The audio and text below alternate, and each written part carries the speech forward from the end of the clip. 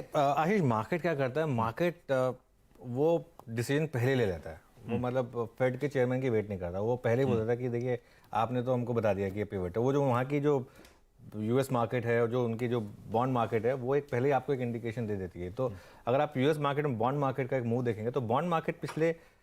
हफ्ते 10 दिन में इक्विटी मार्केट में जो भी मूव रहा हो, बॉन्ड मार्केट एक मूव कर दिखा चुकी है आपको कि इंटरेस्ट रेट जो है ऑलमोस्ट पीक पे है। और आप उसमें बस 75 बेसिस पॉइंट मैक्सिमम जोड़ लीजिए, 100 बेसिस पॉइंट और जोड़ लीजिए, करीब करीब 1% और जोड़ लीजिए, तो वो आप करीब करीब पीक पर आ जाएंगे। जो नीरज जी भी बोल रहे हैं कि इन्फ्लेशन जो है वो मई तक अगर उस लेवल पर आ जाएगी, उसके हिसाब से आप एडजस्ट कर लीजिए। अल्टीमेटली जो पीक इंटरेस्ट रेट होता है फेड का, वो उस इन्फ्लेशन जब कल जो फाइनल नंबर होता है तो थोड़ा सा ही ऊपर होता है बेसिकली। तो ये आप एक मान लीजिए कि मार्केट एक प्राइसिंग कर चुका है कि कहाँ पर होगा एक बॉन्ड यील्ड। जैसे मैं कह रहा हूँ मार्केट क्योंकि 6 महीने पहले होता था कि मार्केट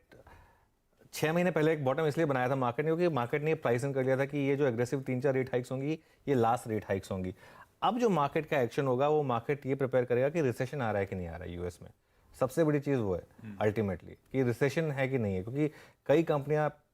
लोगों को नौकरी से निकाल रही हैं, कई कंपनियां मतलब पे कट्स कर रही हैं,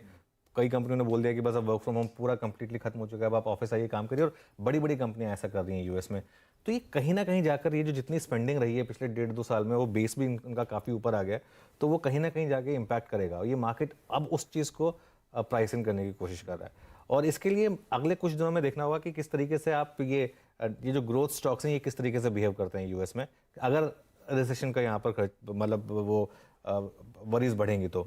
दो चीज़ों, क्योंकि हम इंडियन मार्केट को देखते हैं, यूएस मार्केट का जो बिहेवियर उससे क्या इंडियन मार्केट पे इम्पैक्ट आने वाला है, इसके लिए एक आईटी में वापस एक चिंता इसलिए बढ़ रही है। जो आईटी में एक रैली आई थी वो पूरी इसलिए फुस हुई क्योंकि एक रिसेशन का फियर वापस आया मार्केट में। तो इसके लिए एक लेग पे मार्केट कितना चलेगा, क्योंकि बैंकिंग यहाँ पे काफ़ी अच्छा कर रही है, लेकिन आईटी से कल थोड़ा चला था, आईटी इंडेक्स में देखा था कल काफ़ी, तो इसकी बात करेंगे हम। तो यहाँ से डॉलर और Brent crude, I think in दो चीज़ों पर नजर रखें, क्योंकि एक एल्गो ट्रेड इंडियन मार्केट में प्ले होती है डॉलर और क्रूड के ऊपर,